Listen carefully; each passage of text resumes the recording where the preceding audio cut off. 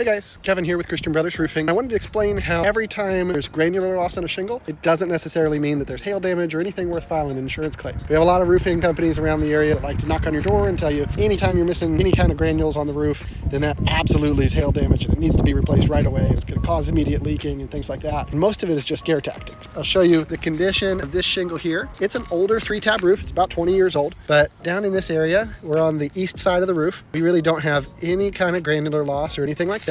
But as we move up, hot air rises in the attic space. So the upper portions of the roof and then the slopes of the roof that are going to have more sun exposure are going to typically have what we call heat blistering. And this is what I'm looking at. So as we go up this east roof face, we start to see these little spots of missing granules. And what happens there is that the wet asphalt in the production process gets air bubbles in it and they pop when the shingle gets too hot. So up near the peaks of the roof where the attic concentrates that heat as it rises, or south slope of the roof like this, we're going to see a lot of that type of blistering. But this is definitely not hail damage, and it's not anything that's going to cause any immediate leaking anytime in the near future. What it will do is help accelerate the deterioration of this shingle. Now that we're starting to see a lot of this blistering, we may see maybe 5 years or so less life out of this roof than what the manufacturer says it should last. And had it been correctly ventilated, that probably would have lasted quite a bit longer. But this is the west face of the roof, and again, heat blistering here.